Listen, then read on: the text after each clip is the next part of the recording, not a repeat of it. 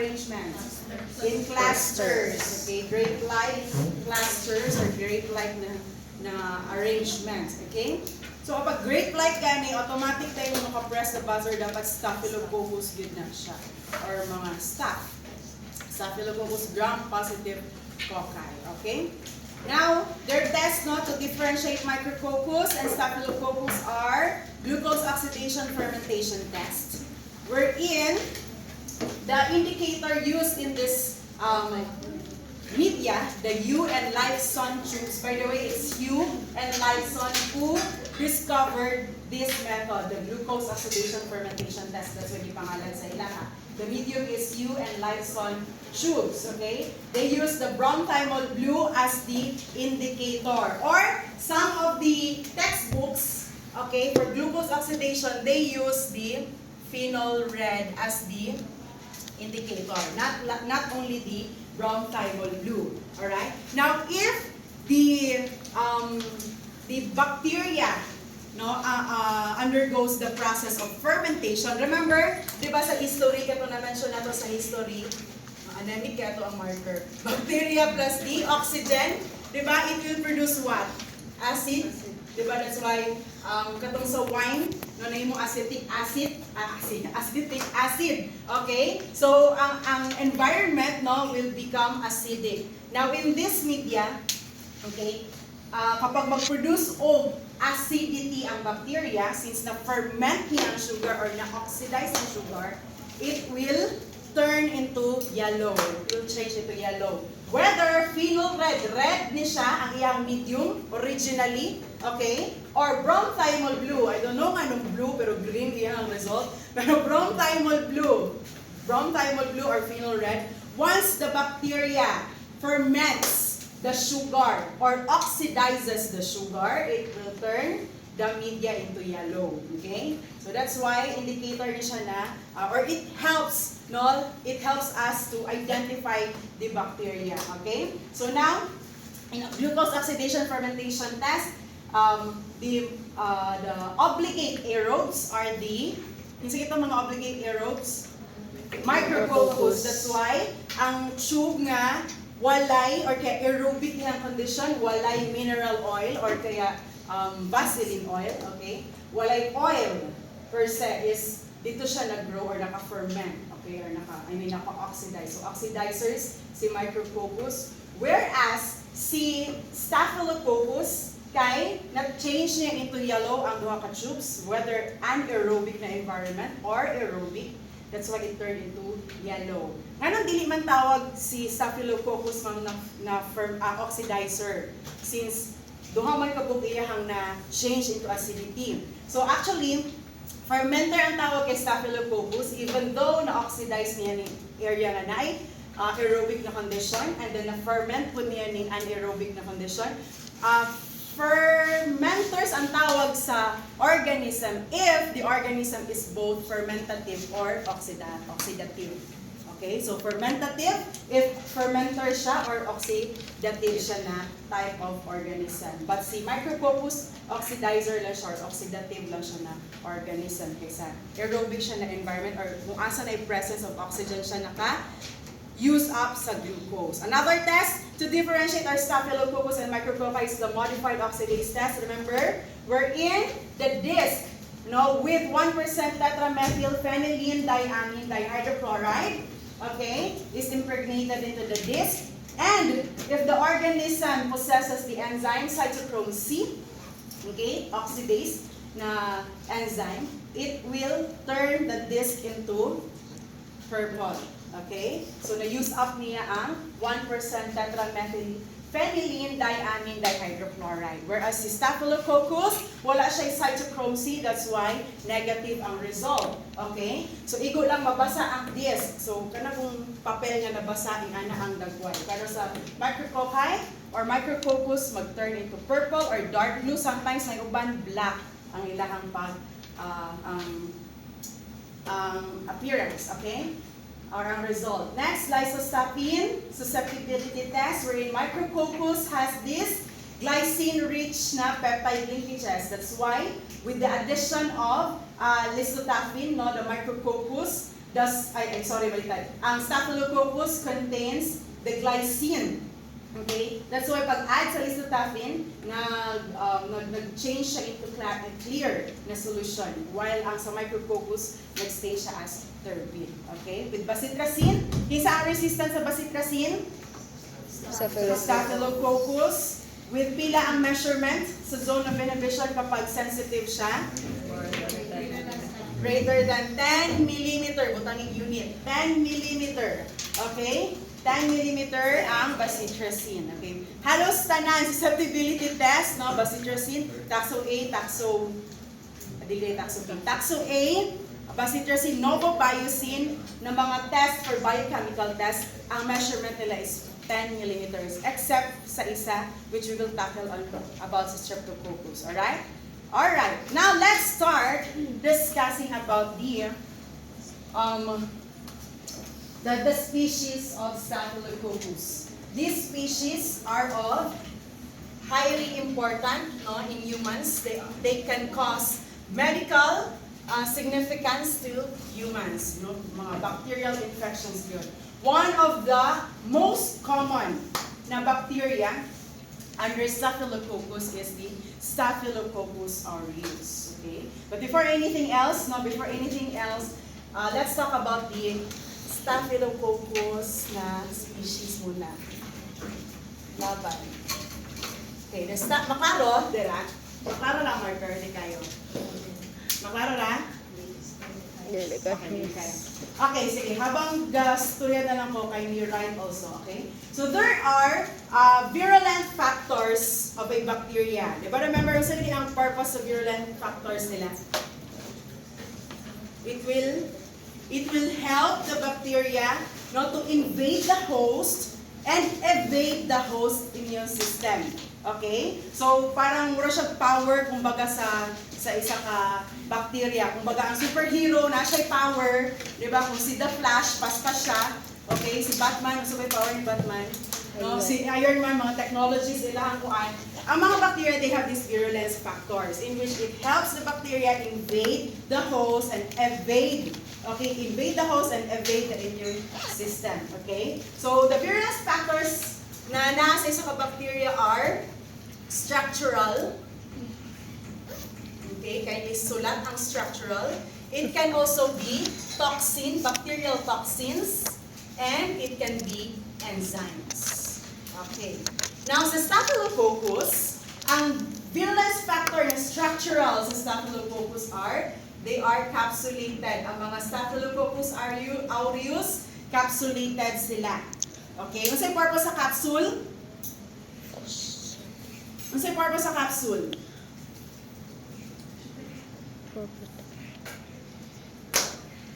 Hello? Ha? Protection against phagocytosis. Specifically against phagocytosis. Okay? Dili lang siya sa environment. Alright? Because our neutrophils, no, especially ang neutrophils, sila ang target sa mga bacteria. That's why if you have bacterial infection sa CBC, ang neutrophil ang taas. Okay, take note. So capsulated ang mga Staphylococcus aureus. They have also this structural na component called as the protein A. Okay? So nasa sila capsule, nasa sila protein A. Protein A is against antibodies. Remember, A, no? Which means, kumbaga para di ninyo malintan, para di na ko siya malintan po before ako siyang gina-remember, A is for against siya sa antibodies ang protein A. Okay? It also has teichoic acid. Remember, gram-positive sila. Tama ba? Para sa itong marker, gram-positive. They have teichoic acid. Remember, kung sabihin teichoic acid? Sa gram-positive, di ba? Sila itong nag-create sila linkages sa peptidoglycan. Okay? So, making it kanang strong or kaya iyahang structure sa iyang peptidoglycan kay mag-create og mesh, di ba? And then once na ma-expose siya sa chemicals or kaya sa antibiotics, mag-tighten to siya. Okay? And that's the help of the teichoic acid also. And there are other Staphylococcus na organisms na dili siya capsulated, but it has a slime layer. Kapag ang organism gani, covering kay smooth lang, then that's capsule. Pero kapag buhaghag gani na iyahang covering, then that's the slime layer. Okay? Slime layer is common for unsa na production? Biofilm production, or this is responsible for the biofilm production of the organism. Now, for the toxins of the Staphylococcus, they have this cytotoxins. Okay? They also have this exfoliative toxins. Ouch. And they have these enterotoxins and mga TSST1. TSST1 stands for Toxic Shock Syndrome toxin, in which we discuss na later. Okay, they also have enzymes, the coagulase, they have the catalase, okay, in which sa 3.1 o 3.2, we will perform this in our laboratory this Friday, ang catalase o coagulase nila. They also have the hyaluronidase, hyaluronidase, okay? They have also lipase and fibrolysine. Okay. And also, the DNase or the nuclease. Okay. Alright. So take note the virulence factors of this organism, the Staphylococcus. Okay? These are important, no, for them to survive or even invade the host and multiply inside.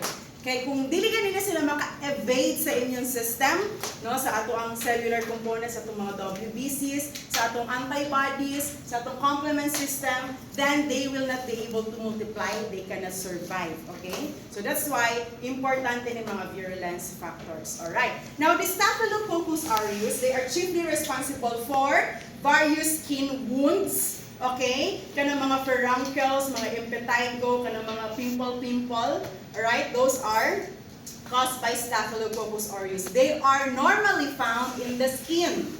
They are also normally found, pinaka-importante, sa nares. Okay? Nares or sa nasal or kaya nasopharyngeal na area. Alright? So they can be acquired as Staphylococcus aureus via the direct exposure, direct contact. Kung maatsingan ka, pwede ka ma-infect also with Staphylococcus, okay? But any direct exposure, no, can be, pwede ma-transmit si Staphylococcus aureus, okay? So what are the general characteristics of Staphylococcus aureus? They are most clinically significant na species among the Staphylococci. Okay? Sila ang pinaka-importante na Staphylococci, and they are facultatively anaerobe. And when you grow them in the laboratory, especially sa media, they have these colonies, golden yellow pigmentation. That's why it is termed as aureus. Aureus, di ba sa table elements, no? So, table of elements, di ba? AU is gold. Okay, so, ngano siya gipangalan kay ihang colonies are golden yellow. Though there are some subspecies, alright, doesn't have this kind of color. Sometimes nasa like creamy na color, yellow, or kaya white lang, di ba? Or kaya pearl na color. So, money ang Staphylococcus, alright? And the responsible pigment, no, for that golden yellow sa colonies ni Staphylococcus aureus is the staphyloxanthin or the lipochrome. Okay, staphyloxanthin or the lipochrome. Then their medium, their colonies range, no, to medium to large, no, kapag kisa ba yung mga 3 kagahapon, di ba sa laboratory ang plate na inyong igamit for the Staphylococcus, di ba dagko ang colonies flat and then yellow ang color, okay, then napo hemolysis, na ba ito siya hemolysis? Yung like hemolysis, like clearing sa iyahang kilid, okay. So mo ba si Staphylococcus confirmed, because na-complete ba niyo ang coagulase? Perfect, positive. Perfect. Okay. Gabi na kung nahalo na siya lahing organism. Alright, so the colonies of Staphylococcus aureus, they are medium to large. Okay, they are smooth. maklaro niya bang smooth, bus imuha siyang kuan sa light, mag-glisten siya iyang colonies. They are opaque, low convex. Most colonies pigment creamy yellow, and most colonies are beta hemolytic. Okay, so ano siya hemolytic because it has an enzyme, no, na fibrolysin, or kaya katong napod siya toxin na enzyme na diyan. Na siya enzyme na fibrolysin wherein iyang lyse, no, ang fibrin clots and even ang mga red cells, iyang lyse ang red cells, causing it na mag-clear ang iyang surrounding sa colonies. Okay? Alright, so the epidemiology of Staphylococcus aureus, they are found normally, they colonize, they reside to the skin and mucosal surfaces. So mga nasal carriers, take note of this, no, mga persistent carriers, intermittent carriers. Persistent, always gid sila nag-carry. Mostly mga healthcare workers, mga nurses, okay? Always sila kay exposed sila sa patients na infected with Staphylococcus aureus, they can carry that. No, so pwede sila makatransmit. Intermittent kay kung kanus-an lang siya ma-expose dili all the time. Non-carriers is katong wala gid siya exposure with the Staphylococcus aureus. So they can be spread through person to person, direct exposure, direct contact, and also via the community setting. Okay? So napansin ba na ninyo, kinsa pa yung nakaano diri nga sa isa ka family pag naay ginapigsa, ay ginaboil, pwede siya ma-transmit sa isa ka community, no, na kanang magkatakdanay, okay, because of this community setting or directly spread ang Staphylococcus aureus through direct contact. Now let's talk about their pathogenesis, no, doon sa pag-start or pag-spread sa iyang infection. The Staphylococcus aureus has these virulence factors, no. Let's start with the toxins, okay. Enterotoxins. Say enterotoxins. Enterotoxins. From the name itself, entero, so meaning gastrointestinal. Basta entero. Entero is intestinal, sa intestine or sa stomach. Kani ilahang target na areas. Okay? So these are acid stable.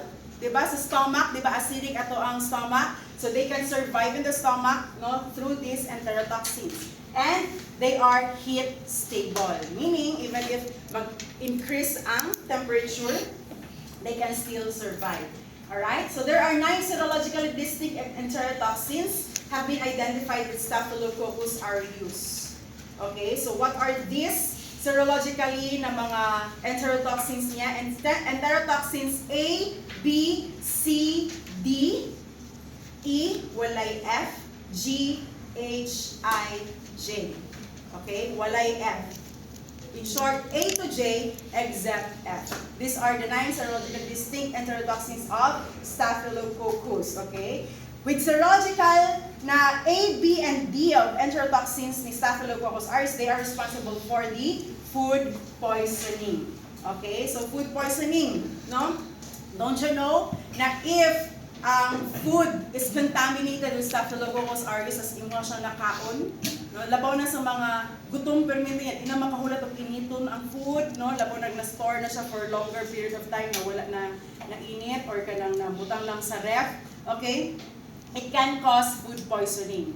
As early as within 6 hours after ingestion, it can cause food poisoning. So magkalibanga, malus ang peristalsis sa intestine because of this enterotoxin. Plus, pwede po siya mag-vomit, no? Kaya tungkol na siya sa stomach. Can cause regurgitation, no? Ang acidity sa stomach bawas, so motong maka-vomit siya.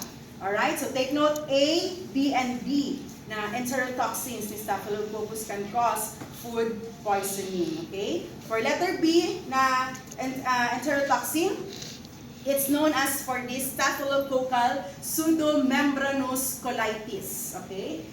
Pseudomembranous colitis is known, pinaka-common kay Clostridium difficile or Clostridium difficile. Okay? Pero, gibutangan siya staphylococcal because this is specific for the Staphylococcus na pseudomembranous colitis. What will happen? No? So, sa colon, na ay kanang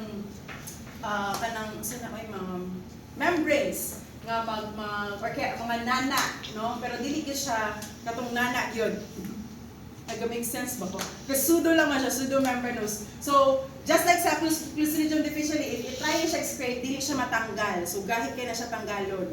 So, if tanggalon siya, mag-bleeding na siya, no? So, pseudomembranous naman siya. You thought na kuan siya, kanang covering siya, or kanang mucus siya, pero dili di ay, okay? Well, first, Yes, this is the colon. Infected siya with the Staphylococcus. Tapos, through the enterotoxin na B, mag-produce siya of staphylococcal pseudomembranous na colitis. So, this is how the colon looks like if nasa staphylococcal pseudomembranous colitis. Okay? The serological na enterotoxin C and D, no, these are common sa mga contaminated na milk. So, even if ang milk, nag-undergo na siya pasteurization, okay? So, pwede gyapon siya makontaminate with bacteria, especially kapag staphylococcus, makakause gyapon siya food poisoning, okay? Alright. Another virulence factor Staphylococcus aureus is the toxic shock syndrome toxin, or the TSST na I1. Okay, remember TSST1 because na ako'y TSS, no, toxic shock syndrome from the other bacteria. Pero when you say toxic shock syndrome toxin 1, that's from Staphylococcus aureus. So this is formerly known as the enterotoxin F. That's why sa serological kato sa enterotoxins, walay F because this is toxic shock syndrome toxin 1. Okay? Now, toxic shock syndrome is also known as the super antigens. You will know later nga nung super antigen ang tawag sa iyaha, or also known as the enterotoxin F. Okay? Atong TSST1. Alright? This is a systemic na toxin. Okay? That's why super antigen siya. Okay? Systemic siya. It can cause, no? Kung sa itong systemic, what do you mean by systemic? Yeah, entire organ, many organs, more than 2 na organs ang affected. Okay? Not just on the specific site. They have this ability to interact with many T cells, no? Mga phagocytic cells, and especially ang T cells, activating an aggressive, overreactive na immune response. Okay?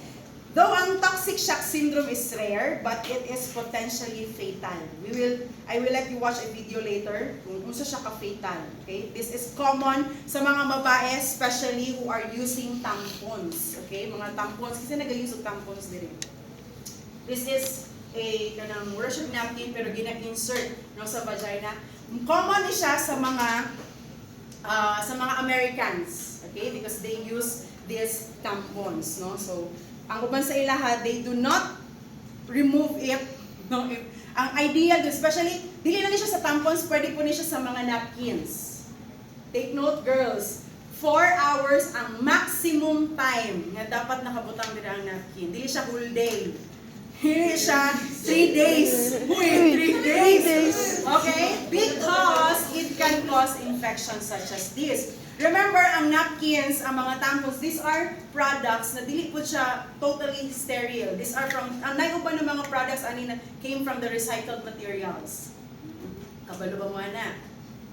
Okay? So, dili na siya yung naka-sterile, no? Tapos, ipa-stay mo siya for a longer period of time. It can really cause infection sa atua, okay? Alright? But like for sure, if ever urinate after urination, they won't cut it na. Oo, every time, kana po na ginabuhat, dapat kapag every urination, i-remove, maski bago rin ka nag-change, you remove or you change a new napkin. Or dili mo po to 4 hours. Okay, take note, ladies ha, 4 hours ang maximum time sa napkin. Sa mga tampons, ang problem sa mga Americans, nagasalon po sila sa river, sa mga lake, no? Even while wearing with the tampons, siguro makalimot sila remove. Of course, hugaw po pa ang rivers and lakes, no? Napin na sila yung mga contaminants of mga bacteria, okay? So now, let's watch this video. This is such a powerful testimony from a model, okay, who was a victim of the TSST1. I'm more beautiful than I've ever been because I've experienced so many things and I can relate to so many different people. Lauren Wasser was born to be in front of the cameras, posing alongside her model parents since birth. Her own career was beginning to take off as she entered her 20s. It's fun. I Yeah, I have to, pick her brain and transform from something else. But in 2012, her life came crashing down when she contracted toxic shock syndrome, a rare but life-threatening complication caused by certain types of bacterial infections and commonly associated with tampon use. I just remember being in so much pain, and my feet were just burning. Doctors had to amputate her right leg and toes on her left foot to save her life. I'm sitting on a little chair, like half a leg and my foot, and I'm just like, this is not real. This is not my life. It was embarrassing. I was ashamed of who I was. I was ashamed of what happened, and my whole identity was just taken from me. And then last year, after complications, Wasser's left leg also had to be amputated. But she's since embraced her new reality. I'm just lucky to be alive. You know what I mean? That this didn't kill me, because it really could have. And I feel like my purpose now is to be the face and voice of this, so people know that it's real and it does happen. And Wasser continues to inspire others who may be facing similar experiences. Okay, so that is now the testimony of Lauren. She is now one of the advocacy for the tampon use. Okay, so gina-remind niya ang mga Americans if really good maiwasan na use of tampons, dapat yun always i-change, no? Because her story really kanang potentially life-threatening. Kay buti na lang nakasurvive siya, and now she has a golden leg, di ba? Pero this will really serve as a warning sa tanan ng mga ladies, no, to really be cautious, no, and mindful sa atong use, especially sa napkins or sa mga tampons. Okay, because toxic shock syndrome, may gani nakasurvive siya. Ang uban ng mga cases kay patay gid dayon ang mga babae with the toxic shock syndrome. It starts with a flu-like symptom. Ganang ura ka gitrang kaso, pero mga 10 days siya mag-last, tas after 7 days or to 10 days, tas after that grabe na kaayo ang effect sa lawas, no, hantod sa mabot sa amputation. Next, virulence factors of Staphylococcus kaya nakatubo na uban. Okay, exfoliative toxin. Say exfoliative toxin. Exfoliative. Or the epidermolytic toxin. Okay, from the name itself, exfoliative. Naga-exfoliate ka. Kasi naga-exfoliate dire sa ilang skincare. Wow. Si Ryan, nag-erase ko great. Hindi pa pili si Ryan. Okay, hindi na ko makuratan, Ryan. Okay, so exfoliative, so meaning, mag-slough off ang skin. Okay, dili lang siya katong patches, but the entire skin good mo. Okay? With the exfoliative, also known as the epidermolytic. Okay? Masabtan man, no? Epidermolytic, yung ginalize ang epidermis, no, sa skin or sa layer sa skin. So this causes epidermal layer of the skin to slough off or can mag-detach and is known to cause staphylococcal scalded skin syndrome or the SSS. Staphylococcal scalded skin syndrome, or also known as the Ritter or the Ritter disease. Okay? So common yung Ritter disease sa mga newborns. Okay? No, so if ever ang healthcare worker, ang nurse kay kato wala siya nag-hand wash tapos nakakuan siya, naka-handle siya sa baby, this can cause SSS or kaya if infected ang mother, no, during her pregnancy, pag deliver sa baby, kay nakuha sa baby ang infection. Okay, so the SSS or the scalded skin syndrome. Okay. All right. Next, let's proceed to the other virulence factors of Staphylococcus aureus, the cytolytic toxins. Okay? So the cytolytic toxins, they hemolyze, they are the cause of the hemolysis of the blood agar plate. So it has alpha hemolysin, beta hemolysin, delta hemolysin, and the gamma hemolysin. So alpha hemolysin disrupts the smooth muscle in the blood vessels. While beta hemolysin, this is known as the hot and cold lysine, wherein it acts on the sphingomyelin, no, in the plasma membrane of the RBC. Okay? So siya ang reason actually, ang beta hemolysin nga nung magkaroon ng beta hemolysis ang Staphylococcus aureus pag-abot sa blood agar plate. Okay? So iyang i-lyse, di ba? For example, this is the blood agar plate. Di ba red blood cells mani? No? The blood agar plate is composed of red blood cells of either sheep or pwede sa horse, pwede sa human. Alright? Now, if the organism, Staphylococcus aureus, mag-produce siya colony. Okay? Alright? Now that, and since Staphylococcus aureus has this beta hemolysin, okay, since na siya beta hemolysin, what does beta hemolysin do? Iyang lyse, alright? Ang katong sphingomyelin sa RBCs. So making it clear, no, iyang surrounding. Pero red pagyapon ang upan, alright? So that's why beta hemolytic ang ato ang Staphylococcus aureus. Okay? Now, delta hemolysin, it destroys the surfactants in the cell membrane, affecting RBC and is considered less toxic to cells than the alpha and the beta hemolysin. Okay? Gamma hemolysin, this is toxic sa mga WBCs. Kung si beta sa RBC, si gamma is sa mga WBC, causing lysis to cell. Kinsa gani ang nag-target sa mga bacteria? Unsa na cell ang nag-target sa bacteria? Neutrophil. Neutrophil. Okay? Now, if si Staphylococcus aureus present sa skin, or kaya naka-invade na siya, alright, sa epidermal layer, epidermal layer sa skin, okay? So, nakasunod na si Staphylococcus aureus with the gamma hemolysin, alright? Siyempre, ang WBC mo attack man na siya dayon, or the neutrophil mo attack dito sa bacteria.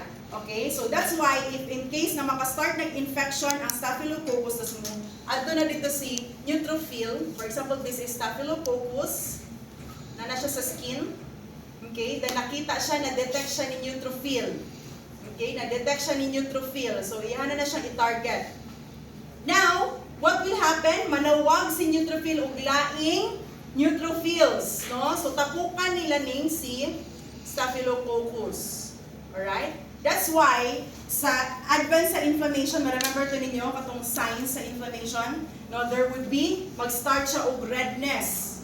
Okay? Then, after sa redness, na kayo ma-feel na hotness. Na kayo ma-feel na heat. Okay? Tapos kung sa heat, na yung mag-swell. Then, after swelling, no? Hantod sa magkaroon siya og functionalisa, okay? Or katong loss of function. Okay? So, nasabtan pa ninyo? Okay? So, that's why sa isa ka pass, or kanang, let's say, bugas, simple lang na bugas. Nganong na ay naanak na siya sometimes, or kanang pass. No, that's because of the fluid nga naating plus the neutrophils, mga WBCs, plus ang bacteria. So, ang pass, ang kanang nana, pag inyo nang ginapisa, no? So therefore, nana sa inyong kamot ang Staphylococcus. Okay? Pag kisay mahilig og pisa diri og mga pimples. Be careful. Or kaya ka na kung pigsa or ka na mga boils, di ba, nga ilahang ginabuto. No? Be careful because naa ang Staphylococcus din ha, and then it can spread further the infection, or kaya maka-spread siya to the community or person to person. Now, the gamma hemolysin is toxic sa mga WBCs. Alright, it lyses the WBCs. And these are often found only in the association with, take note of this, Panton-Valentine leukocidin. So si Panton-Valentine leukocidin, this is a cytotoxin produced by this Staphylococcus aureus. Okay? Panton-Valentine leukocidin. Now, once gani, ma-release ang gamma hemolysin, tas na-lyse niya ang WBCs, then that's the Panton-Valentine leukocidin. Alright? This is because of the genetic material ng Staphylococcus aureus na gikan sa bacteriophage. Remember pa ito yung genetic transfer or exchange? Diba? Kung sa ganito siya ang genetic transfer, ang tawag sa if ever ang bacteriophage ang nag-transfer sa genetic material sa bacteria? Transduction. Okay? During the transduction, ang bacteriophage, nag-transfer siya genetic material, okay, to Staphylococcus, producing the PVL, or the Panton-Valentine leukocidin. Okay? But not all Staphylococcus has PVL. Kato lang if ever nakaagi siya transduction, no, from the bacteriophage, making it more virulent. Another virulence factor is the protein A. Sa ganin yung protein A, yung function, it is against the antibodies. So, iyang i-bind ang Fc portion. Ang antibody manggod, na siya'y Fab for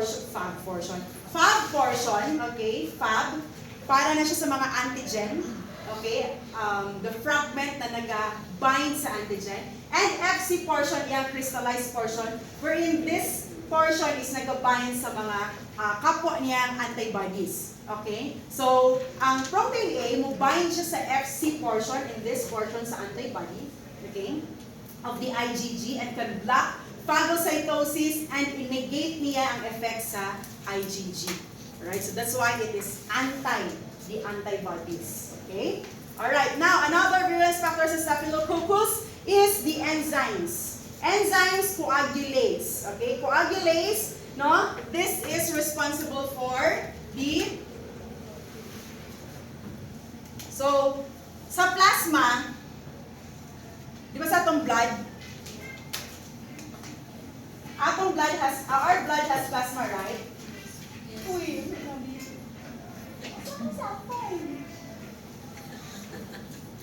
sorry, wait lang guys.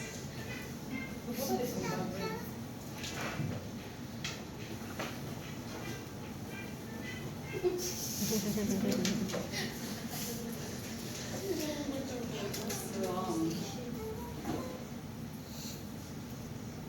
Okay, balik lang. So sa plasma, ay sa blood, di ba na plasma ang blood? Or serum ang na?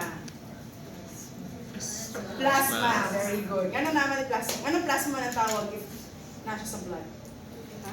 So, dalawang question. Anong plasma ba ang tawag? Kaya naatay, anticoagulant na, naturally, naatay anticoagulant called as the? Fibrinogen. Okay. Alright. Now, sa plasma, naatay 5. Fibrinogen. Okay. Yeah, fibrinogen. Okay. So, alright. Now, Staphylococcus has the enzyme coagulase. Okay?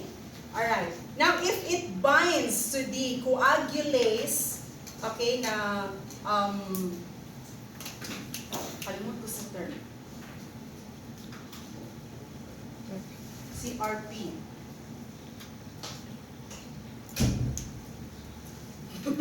CRP. Okay? Coagulase. CRFDI. Factor. Basta nakalimut ko sa unsa na siya ng factor. Okay? So, ipag-bind na siya sa CRF. Nakalimut ko kung unsa ng RF.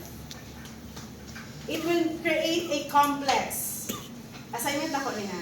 It will create a complex. No? Na coagulase complex. Okay, making the fibrinogen, no? Ma-convert siya into fibrin. So that's why magkaroon og mga clots. Okay? So sa mga naka-perform kagahapon with coagulase, after 4 hours, what happened? Na ay clot formation. Okay? So there's a clot formation. Okay? By the way, according to Mahon, okay? According to Mahon, sa tube coagulase, if dili available ang rabbit plasma mo ang ginagamit for the reagent of the coagulase. If dili available ang rabbit plasma, you use the human plasma. Okay? Ang practice sa laboratory, especially sa Philippines, they use citrated blood. Unsa ang cover sa top sa citrated blood? Light blue. Okay? According to Mahon, dili ideal ang citrated na blood because there are other strains or other species of Staphylococcus other than aureus, okay, can cause false positive na coagulase. Alright? So that's why it is ideal to use EDTA tubes rather than the citrated tubes. Pero citrated ang gipagamit sa inyo kagahapon para faster ang result. Okay, kaya kung dili gani, di ba nag-extend mong 6 p.m. Tama ba? Wala naman nag-extend. Nag-extend. Mas maka-extend pa mong 9. Okay. Anyways, alright. Okay, so sa coagulase, there's a clot formation. Okay? Now, staphylokinase or the fibrinolysin. Okay, so it dissolves the fibrin clot and enables to release the bacteria. Alright? So, in the na host defense mechanism, no, ang immune system, wherein pwede niya i-coagulate ang mga bacteria, i-trap niya through the fibrin. Okay? Now, with its staphylokinase na enzymes, no, napod siya ka ng against sa ato ang host defense. So, ihang ilayas tong clot na nag-surround sa bacteria. So, that's why ma-release ihapon siya, no, and pwede siya madala sa circulation, okay, ang bacteria. So, there's through that, the infection of Staphylococcus begins. Okay? Once na ma-lyse na niya itong fibrin nga naka-cover or nakabalot sa bacteria. Alright? Now, they have also the enzyme lipase in which it hydrolyzes the lipids in the plasma and also sa skin. Okay? Hyaluronidase. This is known as the spreading factor wherein it hydrolyzes the hyaluronic acid that is present in the connective tissue causing the spread of the infection. Okay? Tama di ay, before I forget, no? Na question daw ni siya sa board exam before, way back pila ka years.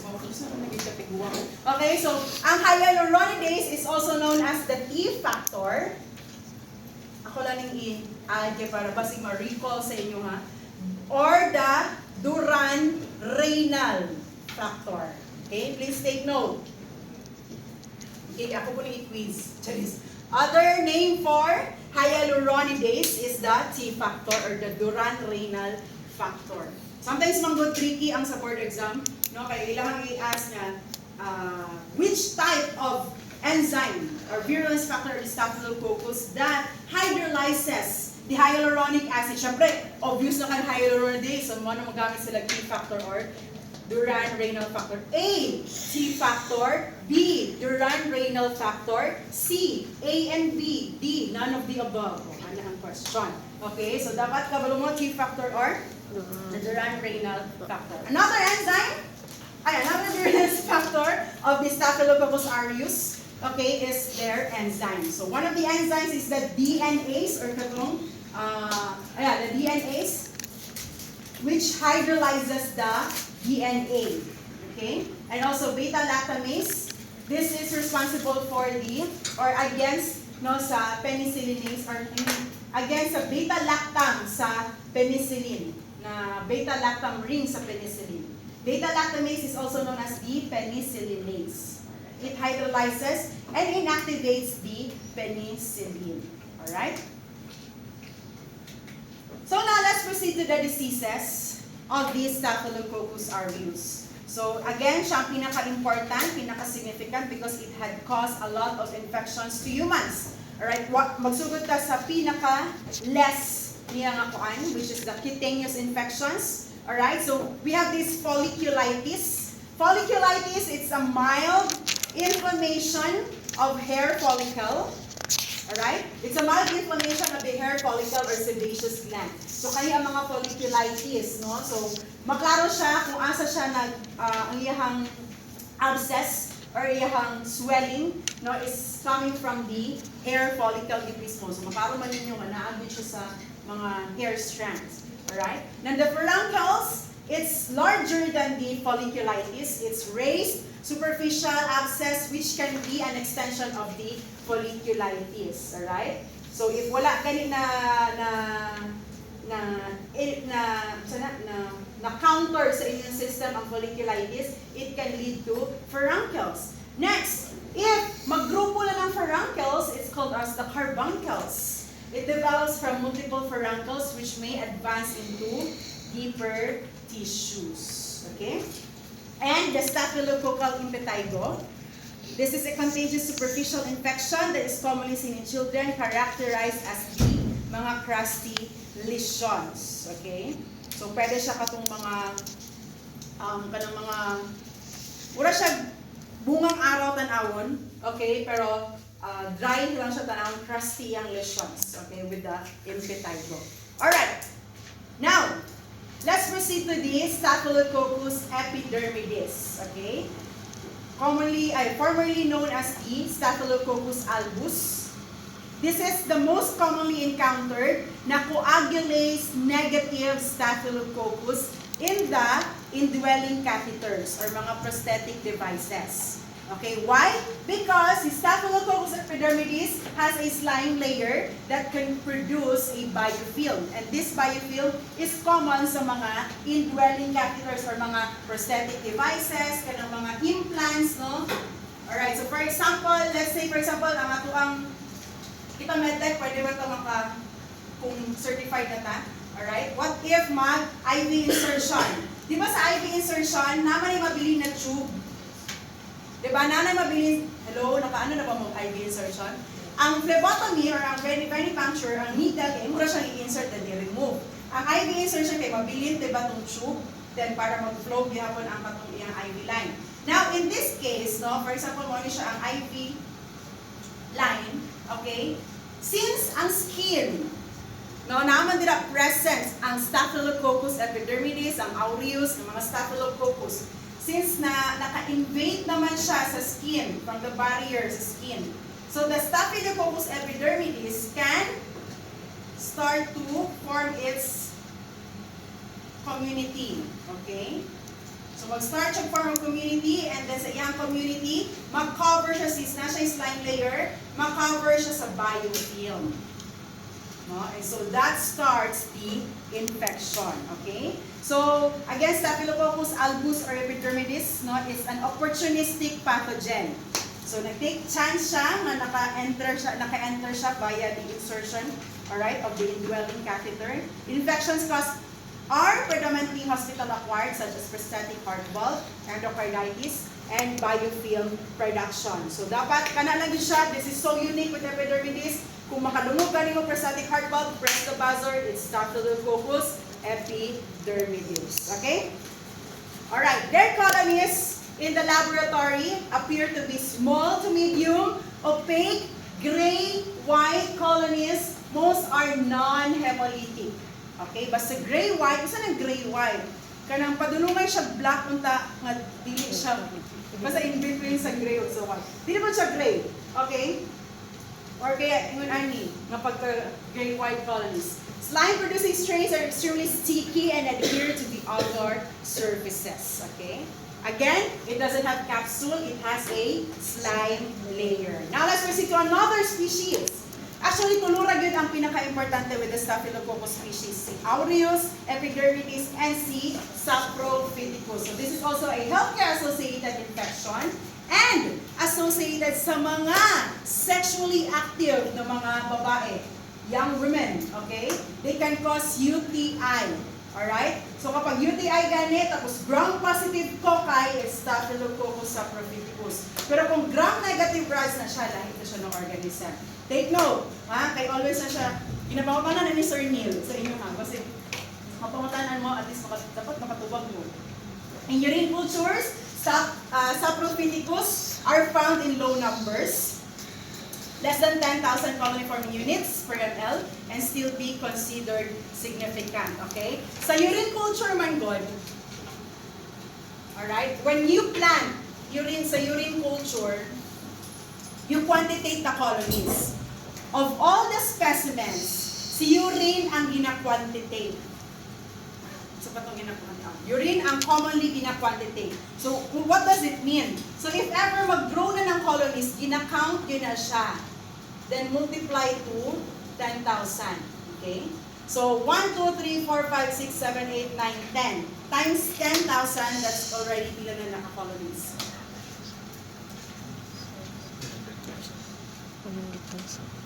100,000 colonies, colony-forming units per ml. Okay? But, sa Saprophyticus, if ever Saprophyticus ang na-identify sa colony, even isa lang na siya kabuo. Okay? Basta as long as na siya sa streaking line. If isa lang din na siya kabuo, then that is reportable. Okay?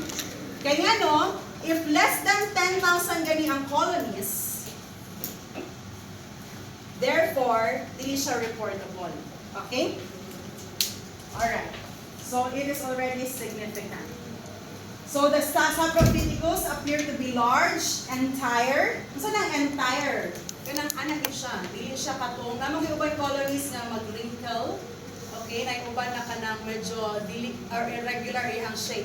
So kapag entire iyang colonies, no, kanang distinct iyang shape, very glossy, smooth, opaque, butterous, convex, usually white, but colonies can be yellow or orange. So sometimes, no, the medtext can misidentify Saprophyticus as aureus. So that's why kailangan din sila i-argue with biochemical na mga reactions. Another species na recently na yung mga infections, no, to humans, Staphylococcus lugdunensis.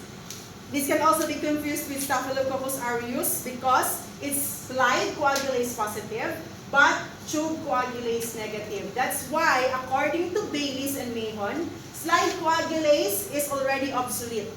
So, ang ginagamit na karon na coagulase test is the tube coagulase. Take note.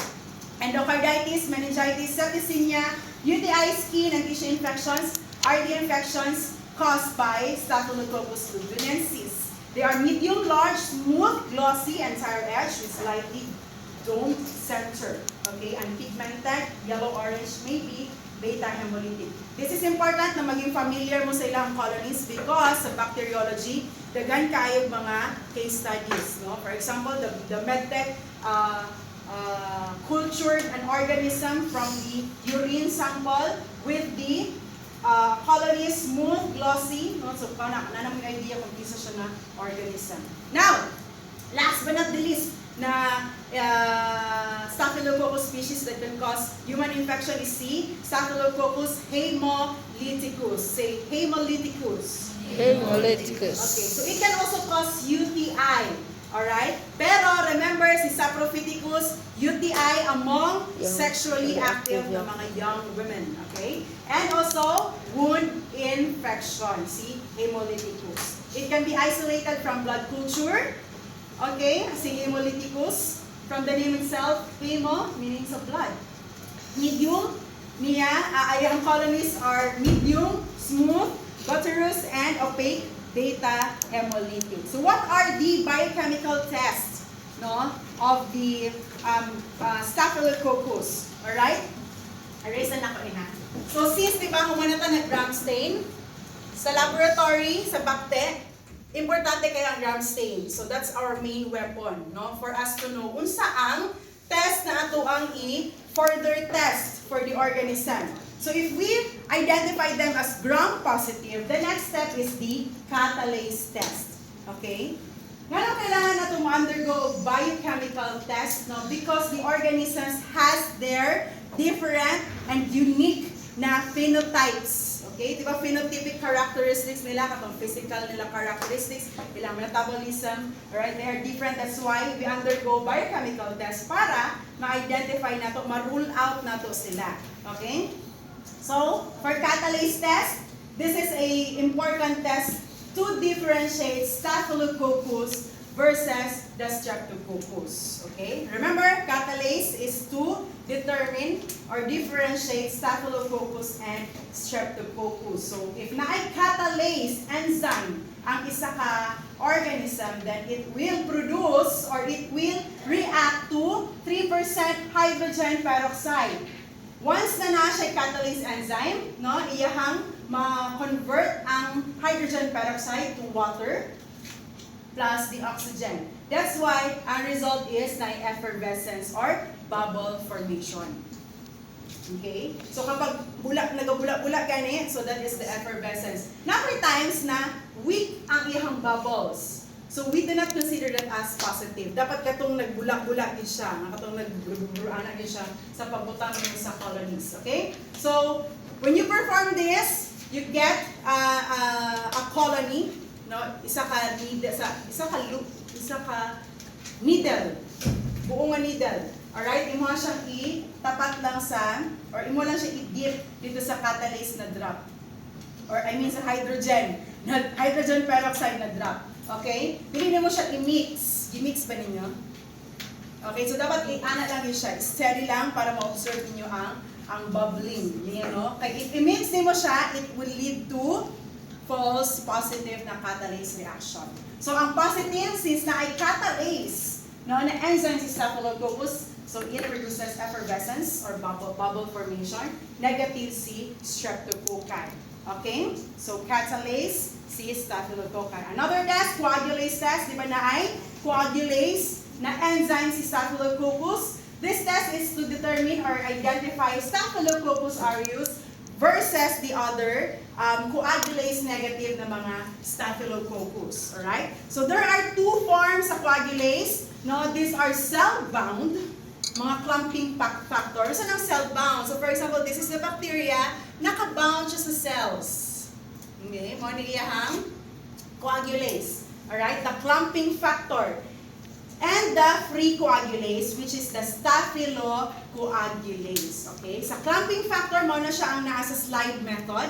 Ang sa staphylocoagulase, mo na siya ma-observe, or ang free coagulase, ma-observe na siya sa tube method. Alright? Now, what happens to coagulase? No, for example, if slide siya, slide method, ang coagulase, you drop a plasma sa slide, and then i-mix mo ang organism. Now, if there is production of mga nag-clump, okay? I-observe mo siya under or against sa black na background, baklaro mo ang clumping, so this is positive and this is negative. However, again, according to Mahon and Baylis, this is already what? Obsolete na test. Okay? Alright. Now, next, sa free coagulase or sa staphylocoagulase, ma-observe na ito dito sa tube. Okay, we add 4 drops of the plasma, then we mix, no? I-emulsify na ito ang organism, then i-mix na ito siya. After 4 hours, i-check na ito so ito i-check after 4 hours, clot formation. Okay? So, nagkumpul na siya. Ang idea, ang method ana is, imo siyang i-try, try mo pahigda ang tube. No, if ever mag-ano gyapon siya as fluid, mag-run siya as fluid, then that is negative. Pero kung imo siyang ihigda ang tube, then nag-clamp siya dira, then therefore that is positive for coagulase. Okay? However, if more than 4 hours na, what are you going to do? Wala pa siya'y clot. What are you going to do? If more than 4 hours na, no clot, 3-3, ano sa man? Wala na mention? Okay. If wala na mention, so more than 4 hours na, wala pa gihapon siya nag-produce of clot, imo siyang ibutang sa room temperature. You remove it, 4 hours, mag-ibo 6 p.m. Tama ba? Ay, di ba himikin niya? Okay. You place it under room temperature for 24 hours. Ngano kailangan mo siya i-remove sa incubator? Because mag-lyse siya. Okay? So instead na mag-clot siya, mag-lyse na siya, making it a false negative sa coagulase. If pasobrahanin mo siya sa incubator for 4 hours. I-check ninyo niya. Pero kung strong din siya na Staphylococcus aureus, clot din siya forever. Okay? Negative din siya? OMG! Negative to! Itong sound. Patay na ginako ang buwan. Akong alaga, di naman akong alaga. Nag-transform na akong alaga. Na-transgender na akong alaga. Okay? So, ayan, again, kapag coagulase, 4 hours na natin incubate ang coagulase, then i-check for clot. However, if more than 4 hours na, wala pa siya nag-clot, you place the tube at room temperature for 24 hours and observe for clots. Okay? Alright. Because there are other strains of Staphylococcus magod na slow sila for coagulase na reaction. Okay. Now, ang mga negative sa coagulase is the coagulase negative Staphylococcus. Kinsa man ni sila ang mga cons. Coagulase negative Staphylococcus, si Saprophytococcus o si Epidermidis. Okay? Alright. Now, mo ni siya ang slide coagulase test di ay positive ang kaning nag-clump. Then this is the tube coagulase test, no? Nag-clump ang sa tube and then negative ang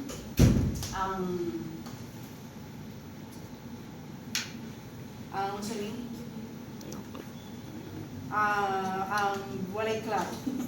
Okay, 35 degrees Celsius or below, room temperature or 35 to 35 degrees Celsius. If more than 4 hours na nga wala na form ang clot. Okay? Next, novobiosine susceptibility test to differentiate Staphylococcus epidermidis and saprophyticus. Okay? So, i-incubate nimo siya para sa itong gibuhat atong antimicrobial disc ginato, diba? Itong nag-control for microorganism ta. Atong i-inoculate diri si organism ay si Staphylococcus saprophyticus or C. epidermidis. Now, atong i-check, butangan na to siya, novobiosine na test. If more than 16 mm, maligday ko, basit kasi dito 10 mm. Novobiosine, if more than 16 mm, then that means susceptible. Kinsa ang susceptible? Sa ilaha si? Epidermis. It's saprophyticus. Susceptible. Resistant C. epidermidis. Okay? Now, beta-lactamase. Okay? Beta-lactamase or the cephinase test to detect the beta-lactamase production of the organism, Staphylococcus. Okay? It is the cephinase is impregnated with chromogenic cephalosporin nitrocephin. So ang positive ani magbutang gyapon kag colony niya dira imong ipahid, and if mag-produce siya into red, okay, that means it is positive. And if wala siya color change, no, yellow lang siya, then that is negative. Therefore, the organism is not a beta-lactamase producer. So therefore effective siya against unsa man na antibiotic. Against penicillin. Yun may nandubag. Penicillin. Okay? Alright. DNA hydrolysis or the DNA test. Okay? So this detects the ability of an organism to hydrolyze DNA with the DNA. So by the use of the DNAs na medium, alright? Ang medium is pale green siya nag-start, and if na-hydrolyze ang DNA, okay, it will produce or ma-release ang methyl green, and then that methyl green will combine with highly polymerized DNA at the pH level of 7.5. Okay, so normal pH. And then, kapag positive siya sa DNAs, meaning na-hydrolyze ang DNAs, there will be colorless na production or kaya mag-colorless ang environment surrounding the organism. Okay? Alright. Now, mannitol salt agar. This is so specific for Staphylococcus aureus because Staphylococcus aureus are fermenters of the sugar mannitol. Okay? So, once na mag-ferment, di ba remember, pag mag-ferment, mag-produce siya og color change or yellow. Okay? So, from this color, pink, alright? Now, if na-ferment sa organism ang mannitol, it will color change. No, mag-color change ang surrounding niya sa agar and also patipod ang colonies. So therefore siya si Staphylococcus aureus. If negative, it's Staphylococcus epidermidis or si saprophyticus, mga coagulase negative Staphylococcus. Alright, now, the PYR test or the pyrrolidonyl arylamidase na test. This differentiates the coagulase positive Staphylococcus through slide method. Remember si Lugdunensis, di ba? Similar siya with aureus because positive po siya with coagulase. Okay? So Lugdunensis o si Schaeferi, alright? They are positive with PYR, I mean, while aureus is negative with PYR. Okay? Alright. So here is the summary table of the anyways, dili na nato ni kailangan i-remember or i-memorize yung uban ng mga organisms. Okay? Kaya wala man kayo ni sila cause sa human infections. So, important is Staphylococcus, Enterococcus, and si Streptococcus. Okay? Take note lang sa ilang mga tests. And here is the summary of the biochemical reactions of the different Staphylococcus species. Ganun kailangan dagdag mga biochemical test agian, ma'am. Okay? Para makabalota kung saan i-rule out, kinsa atong ipang-rule out sa ilaha. Okay? So for example, ang test na ipanggamit is coagulase. True coagulase, kinsa ang positive, kabalota kung kinsa atong i-rule out. Kinsa ang test atong igamit sa novobiosine. Okay? Or polymyxin. Positive siya with polymyxin B or positive siya with mannitol. Okay? So, pwede natin mag-rule out. For example, Staphylococcus na ang positive. Therefore, si Staphylococcus ang organism. Or pwede po si Delphini. Karoon ako kanunong kay Delphini. Okay? So, kailangan daghang biochemical test panels, no, for us to rule out the other species or organisms. Okay. Alright. Now, to summarize, I still have 5 minutes. Let's summarize, diba, kasi tablet-tablet na information with the Staphylococcus. Nasabtan ba si Staphylococcus? Dito na sa test. Okay? With the gram stain, di ba ang gram stain can be gram positive and gram negative. Gram positive can be either cocci or bacilli. Okay?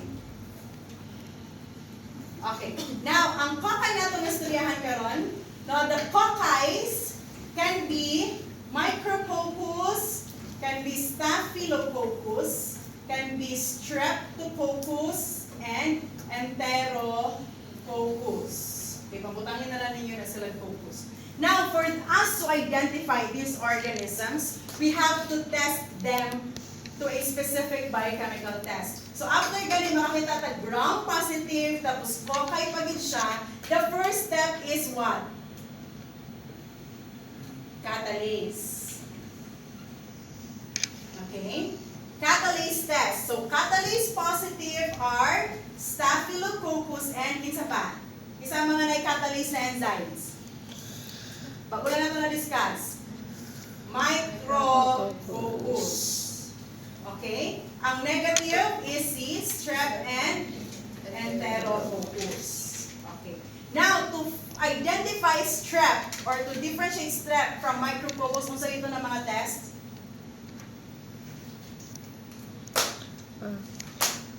glucose oxidation or fermentation test. Kinsa ang oxidizer? Micrococcus. Ang fermenter? Staphylococcus. Sa pa ang mga test na to differentiate Staph and Micrococcus? Modified oxidase test. Okay, kinsa ang positive? Micrococcus. Very good. Kinsa ang negative? Staphylococcus. Unsa pa ng mga test?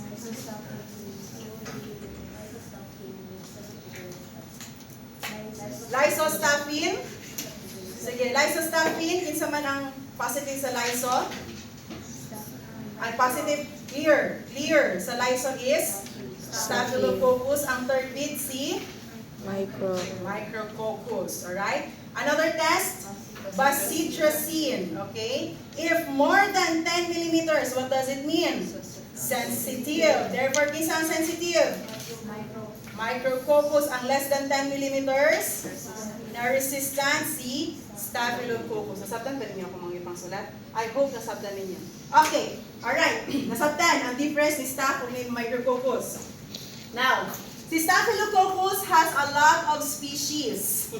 Alright. So, para ma-differentiate nato tanan ng mga Staphylococcus, kung sa ato ang test na buhaton. First, we will start with what? Coagulase. Okay? Coagulase to differentiate Staphylococcus aureus from coagulase negative Staphylococcus. Okay? Alright. Now, para to confirm, pwede po coagulase or pwede po tamag MSA. MSA, fermenter, kisang fermenter sa mannitol? Si Staphylococcus aureus. Ang non-fermenters, mga coagulase, negative Staphylococcus. So, to differentiate coagulase negative Staphylococcus, kung sa ito na test, novobiocin. Okay, novobiocin, kinsa ang sensitive if more than 16 millimeters? Si Saprophyticus. Ang less than 16 millimeters na resistant si Staphylococcus epidermidis. Okay, so muna kong ginamin na flow chart sa bacteriology for you to remember them and for you to fully understand these microorganisms. Now, with this test, masabtan na po ninyo kung unsa ang mga enzymes or virulence factors nila, like coagulase. Diba? Na siya enzymatic virulence factor si Staphylococcus aureus, so asa siya positive. Catalase. Okay ba? Nasabtan ba ninyo? I hope nasabtan ninyo. Make sense. Ang ato ang flow chart. Okay. Alright. Okay. So anyways, we will do a comprehensive summary or review on this no sa pakabot nato sa finals. Isabay-sabay na nato ang gram positive. Gram positive pa lang kay tagay sa and mga gram